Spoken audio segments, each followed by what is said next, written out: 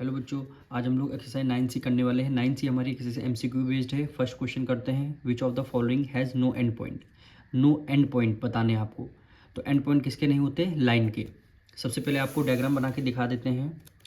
ये आपकी line segment है। लाइन सेगमेंट में दो एंड पॉइंट होते हैं। रे में ये वन एंड पॉइंट होता है, एक तरफ एरो होता है, और लाइन में दोनों तरफ एरो होता है। लाइन सेगमेंट को आप प्रोड्यूस नहीं कर सकते। रे को एक साइड आप प्रोड्यूस कर सकते हैं, लाइन को दोनों साइड आप प्रोड्यूस कर सकते हैं।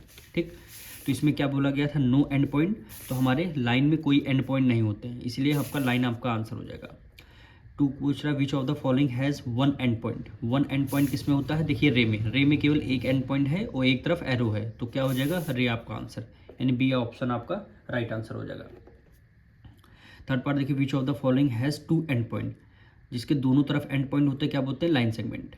दोनों तरफ ये देखिए, दोनों तरफ क्या पॉइंट हैं, यानी एंड पॉइंट है, तो इसका मतलब लाइन सेगमेंट। लाइन सेगमेंट को आप आगे प्रोड्यूस नहीं कर सकते हैं। क्वेश्चन नंबर 4 देखिए, which of the following has definite length. Definite length का मतलब है जैसे लाइन सेगमेंट है, इसको आप, इसकी क्या है? डेफिनेट लेंथ है, इसको आप आगे प्रोड्यूस नहीं कर सकते। रे को क्या कर सकते हैं? आप आगे प्रोड्यूस कर सकते हैं। लाइन को आप आगे और पीछे दोनों तरफ प्रोड्यूस कर सकते हैं।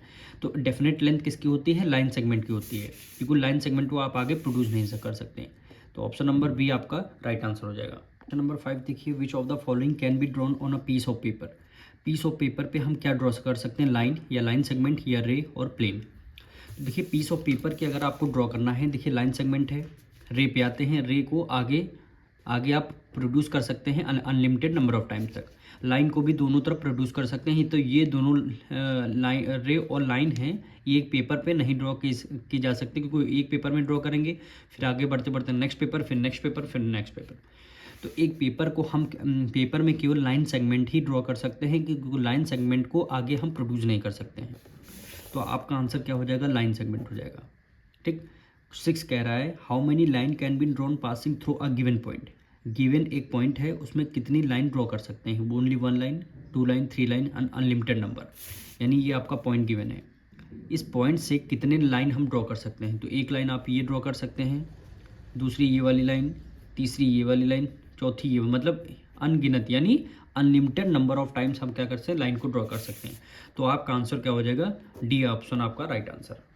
7 देखिए, how many lines can be drawn passing through a two given point. दो गिवन पॉइंट है, कितनी नंबर आप लाइन ड्रॉ कर सकते हैं?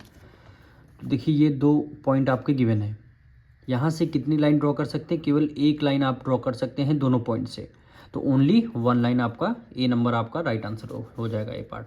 क्वेश्चन नंबर 8 कह रहा है, two plane intersect at a point in a plane a line none of these. Two plane है, जैसे ये आपका प्लेन पेज है और ये भी आपका प्लेन पेज है। ठीक, ये दोनों प्लेन जो हैं एक इंटरसेक्ट करते हैं एक पॉइंट पे, एक लाइन पे। ये दोनों अगर आप ज्वाइन कर देंगे तो ये क्या बन जाएगी? आपकी एक लाइन बन जाएगी। तो एट अ पॉइंट नहीं, इन अ प्लेन नहीं, इन अ लाइन, यानी एक लाइन बन जाएगी। जब दो प्लेन इंटरसेक्ट करेंगे तो ये क्या हो जाएगी? जैसे यहाँ पे देखिए, एक ये प्लेन हुआ आपका, और एक अगर इसको यहाँ इसमें ज्वाइन कर देंगे तो ये प्लेन आपका दूसरा प्लेन हो जाएगा। तो ये लाइन कौन सी हो जाएगी? ये एक लाइन हो जाएगी। तो ऑप्शन सी आपका राइट आंसर हो जाएगा। 9 में कह रहा है, टू लाइन इंटरसेक्ट। जैसे दो लाइन है, ये आपकी लाइन रही, लाइन जिनके दोनों साइड एरो रहता है, एक लाइन ये और एक लाइन आपकी ये रही। दो लाइन किस पॉइंट पे इंटरसेक्ट करती हैं? At a point, at two point, at a infinite number of point in a line.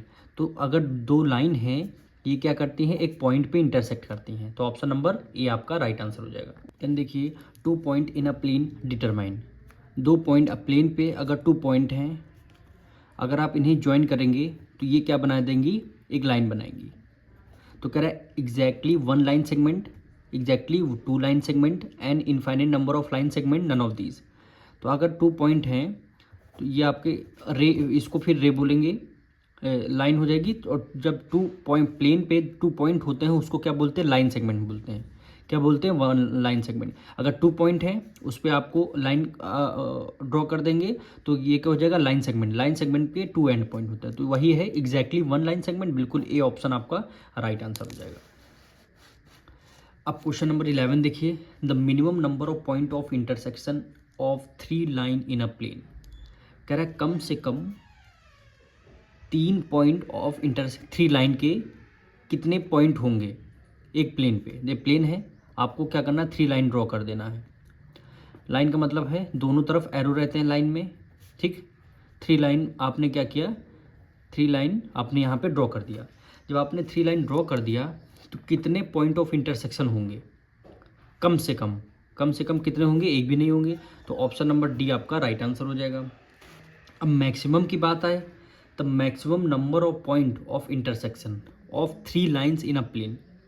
3 lines, एक लाइन आपकी ये रही, ठीक, एक लाइन आपकी मिनिमम ये हो जाएगी, किस में मैक्सिमम पूछा है, और एक लाइन आपकी ये रही हो गई।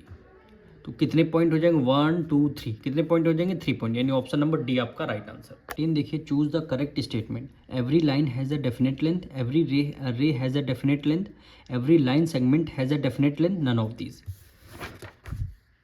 ये रही आपकी लाइन सेगमेंट, रे और लाइन। तो डेफिनेट लेंथ किसकी होती है, लाइन सेगमेंट की होती है, क्योंकि लाइन सेगमेंट में 2 एंड पॉइंट होते हैं। रे में आप एक तरफ एंड पॉइंट होता है, दूसरी तरफ आपका रे होती है, तो उसको आगे आगे आप प्रोड्यूस कर सकते हैं, यानी एरो होता है। और लाइन में दोनों तरफ एरो होते हैं, तो राइट साइड भी आप जा सकते हैं, लेफ्ट साइड भी जा सकते हैं। लेकिन लाइन सेगमेंट क्या होती है, एक डेफिनेट लेंथ होती है। तो यहाँ पे क्या बोला है, every line has a definite length. Line तो आपकी ये रही, दोनों तरफ आप जा सकते हैं, डेफिनेट लेंथ तो है नहीं। Every ray has a definite, रे को आप आगे की तरफ प्रोड्यूस कर सकते हैं। Every line segment has a definite length, yes, line segment की डेफिनेट लेंथ होती है, और ऑप्शन नंबर सी आपका क्या हो जाएगा, राइट आंसर हो जाएगा। और क्या बोला है, how many ray can be draw with the given point as the initial point. Initial point मतलब है जैसे यही आपका एक पॉइंट गिवन है, ठीक, एक पॉइंट गिवन है, यहाँ से कितनी रे आप ड्रॉ कर सकते हो। तो एक रे ये रही, दूसरी ये रही, तीसरी ये रही, चौथी ये रही, मतलब अनलिमिटेड टाइम, यानी 1 रे 2 एंड अनलिमिटेड नंबर। तो ऑप्शन नंबर सी आपको क्या हो जाएगा, अनलिमिटेड नंबर आप इसमें लाइन ड्रॉ कर सकते हैं। एक लाइन ये रही, एक रे ये रही, एक रे ये रही। तो ऑप्शन नंबर सी आपका क्या हो जाएगा, राइट आंसर हो जाएगा। 3 देखिए, चूज द फॉल्स स्टेटमेंट। आपको क्या करना है, फॉल्स आपको चूज करना है। जैसे आपका ये क्या हो जाएगा, line A B equal to line B A. आप क्या कर सकते हैं, बी की तरफ भी प्रोड्यूस कर सकते हैं, इधर ए की तरफ भी प्रोड्यूस कर सकते हैं। इस लाइन में बी ए लिखा है, ए की तरफ भी बी की, यानी दोनों क्या हो जाएगी, line A B equal to B A. ये स्टेटमेंट आपकी ट्रू हो जाएगी। अब यहाँ पे देखिए ए बी, रे ए बी है, यानी आपको क्या करना है, बी की तरफ प्रोड्यूस करना है। और यहाँ पे बी ए लिखा है, ये आपको ए की तरफ प्रोड्यूस करना है। तो ये दोनों क्या हो जाएंगी, इक्वल नहीं होंगी। क्यों नहीं होंगी, एक को आप बी की तरफ प्रोड्यूस कर सकते हैं, और एक को आप ए की तरफ, देखिए ए बाद में लिखा है, ए की तरफ प्रोड्यूस कर सकते हैं। तो ये लाइन आपकी इक्वल नहीं होंगी, कभी भी इक्वल नहीं होंगी। तो ये स्टेटमेंट आपकी ट्रू हो जाएगी। फॉल्स ये हो जाएगी, लेकिन राइट आंसर आपका फॉल्स पूछा गया है, तो ऑप्शन नंबर बी। अब ये दोनों चेक करते हैं, ए बी लाइन सेगमेंट और बी ए, चाहे ए बी बोलिए चाहे बी ए बोलिए, लाइन सेगमेंट में डेफिनेट लेंथ होती है, तो ये दोनों इक्वल हो जाएंगे। A B ray does not equal to A B. यहाँ पे देखिए ए बी क्या गिवन है, रे गिवन है, सॉरी हाँ रे गिवन है, बी रे ए बी जो है बी की तरफ प्रोड्यूस कर सकते हैं। और यहाँ पे ए बी एक लाइन है, यहाँ पे बी की तरफ प्रोड्यूस कर सकते हैं और ए की भी तरफ प्रोड्यूस कर, तो ये दोनों भी इक्वल नहीं है। तो इक्वल केवल बी ऑप्शन है आपका। क्वेश्चन देखिए, where does the vertex of an angle. Angle का वर्टेक्स, जैसे ये आपका एंगल है, ये आपका एंगल है, वर्टेक्स आपका यहाँ पे रहता है। तो कह रहा है वर्टेक्स कहाँ लाई करेगा, इन इट्स इंटीरियर, क्या एंगल के इंटीरियर में, इन इट्स एक्सटीरियर, एंगल के एक्सटीरियर में बाहर की तरफ, on the angle, none of these. तो ऑप्शन नंबर सी आपका ऑन दी एंगल पे हो जाएगा। Where does the vertex of an angle lie, angle कहाँ पे, एंगल जो है वर्टेक्स का कहाँ पे लाई करता है, यहाँ पे लाई कर रहा है, यानी ये क्या है, लाइन पे है, कि क्या है, एंगल पे लाई कर रहा है। तो एंगल यहीं पे बनता है, तो यहीं पे आपका वर्टेक्स है। तो ऑप्शन नंबर सी आपका राइट आंसर। 19 देखिए, द फिगर फॉर्म बाय 2 रे with the same initial point is called. 2 रे है, इनिशियल पॉइंट से अगर आप ड्रॉ करेंगे तो उसको क्या बोलेंगे, रे बोलेंगे, लाइन बोलेंगे, एंगल बोलेंगे, नन ऑफ दीज। यानी 2 रे हम बना लेते हैं, एक रे ये आपकी रही, वो इनिशियल पॉइंट से बोला, यानी दोनों जो रे होंगी सेम पॉइंट, ये वाला पॉइंट पहला एंगल और ये आपका सेकंड एंगल हो जाएगा। तो यहाँ पर इनिशियल पॉइंट होगा, तो ये क्या होगा, ये वाला एंगल पूछ रहा है, तो इसको क्या बोलेंगे, रे बोलेंगे, लाइन बोलेंगे, एंगल बोलेंगे। तो ऑप्शन नंबर सी आपका, यानी ये क्या हो जाएगा, आपका एंगल हो जाएगा। क्वेश्चन नंबर 18 देखिए, an angle measuring 180 degree. 180 degree का जब एंगल मेजर करते हैं तो उसको क्या बोलेंगे, कंप्लीट एंगल। कंप्लीट एंगल आपका 360 डिग्री का होता है। रिफ्लेक्स एंगल 180 से ग्रेटर और 360 से स्मॉलर होता है। स्ट्रेट एंगल आपका क्या होता हो जाता है, 180 डिग्री। तो ऑप्शन नंबर सी आपका क्या हो जाएगा, राइट आंसर हो जाएगा। 180 डिग्री के स्ट्रेट एंगल होते हैं। एन एंगल मेजरिंग 90 डिग्री, अगर एंगल आपका 90 डिग्री है तो वह आपका क्या हो जाएगा, राइट एंगल हो जाएगा, ठीक। And angle measuring 91 degree, 91 degree angle है तो उसको क्या बोलेंगे, अगर 90 डिग्री से ग्रेटर 180 से कम अगर कोई एंगल बीच में आ रहा है तो उसको क्या बोलेंगे, ऑब्ट्यूज एंगल बोल देंगे। 90 से ग्रेटर 180 से स्मॉलर होगा तो वो आपका ऑब्ट्यूज एंगल हो जाएगा। एन एंगल मेजरिंग 270 डिग्री क्या हो जाएगा, एन एंगल मेजरिंग 270 डिग्री। तो 180 से ग्रेटर और 360 से स्मॉलर अगर कोई एंगल आ रहा है, 180 से ग्रेटर 360 से स्मॉलर आ रहा है तो उसको क्या बोलेंगे, रिफ्लेक्स एंगल बोल देंगे। क्योंकि 270 है, 180 से ग्रेटर है, 360 से कम है तो उसको रिफ्लेक्स एंगल बोलेंगे। The measure of straight line हमारे कितने डिग्री का एंगल बनाती है, 180 डिग्री का एंगल बनाती है। 23 क्वेश्चन करते हैं, एन एंगल मेजरिंग 200 डिग्री। अगर 200 डिग्री का एंगल होगा तो क्या हो गया, ऑब्ट्यूज होगा, एक्यूट होगा, रिफ्लेक्स होगा, नन ऑफ दीज। तो एक्यूट एंगल आपको पता है लेस देन 90 डिग्री या 90 डिग्री से कम होते हैं। ऑब्ट्यूज एंगल 90 से ग्रेटर 180 से स्मॉल होते हैं। और रिफ्लेक्स एंगल कौन से होते हैं, 180 से ग्रेटर और 360 से स्मॉलर। तो 200 डिग्री 180 से ग्रेटर है, 360 से स्मॉल है, तो ये आपका क्या हो जाएगा, ये आपका रिफ्लेक्स एंगल हो जाएगा। 24 कह रहा है एन एंगल मेजरिंग 360 डिग्री। अगर एंगल कोई 360 डिग्री का होगा वो एंगल कौन सा हो जाएगा, कंप्लीट एंगल। क्योंकि कंप्लीट एंगल आपका यानी 360 डिग्री का होता है। रिफ्लेक्स एंगल को क्या बोलते हैं, रिफ्लेक्स एंगल कितने डिग्री का होता है, 180 से ग्रेटर कि 270 से लेस या 180 से ग्रेटर 360 से स्मॉल। तो बी ऑप्शन आपका राइट आंसर हो जाएगा। रिफ्लेक्स एंगल 180 से ग्रेटर होता है और 360 से स्मॉल होता है। टू राइट एंगल यानी राइट एंगल क्या होता है, 90 डिग्री। 90 डिग्री के अगर दो एंगल हैं तो वो कितने डिग्री बनाएंगे, यानी 90 + 90 कितना हो जाएगा, 180 डिग्री। तो आंसर आपका 180, क्योंकि यहाँ पे अगर टू ना लिखा होता, केवल राइट एंगल होता तब आपका आंसर 90 डिग्री आता। लेकिन टू राइट एंगल है, 2 × 90 कर देंगे यानी, या फिर 90 + 90 कर दीजिए, 180 आपका आंसर आ जाएगा। 3/2 राइट एंगल यानी राइट एंगल का 3/2 पार्ट हमें निकालना है। तो उसको कैसे करेंगे, ये देखिए, जैसे 3/2 है, 3/2 को हमने लिख दिया मल्टीप्लाई। राइट एंगल कितने डिग्री का होता है, 90 डिग्री का होता है। तो हमने क्या किया, 2 से 2 × 1 = 2, 2 × 4 = 8 और 2 × 5 = 10 हो गया। ठीक, 45 को मल्टीप्लाई 3 से करेंगे, 5 × 3 = 15, 1 करी, 4 × 3 = 12, 1 13, कितने डिग्री, 135 डिग्री। यानी ऑप्शन नंबर बी आपका राइट आंसर हो जाएगा।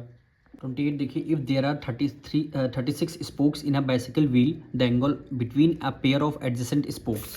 मतलब बाइसिकल का एक व्हील है, इसमें कितनी स्पोक्स हैं, 36, यानी 1 2 3 4 इस तरीके से 36 क्या हैं, स्पोक्स हैं, यानी तीली हैं।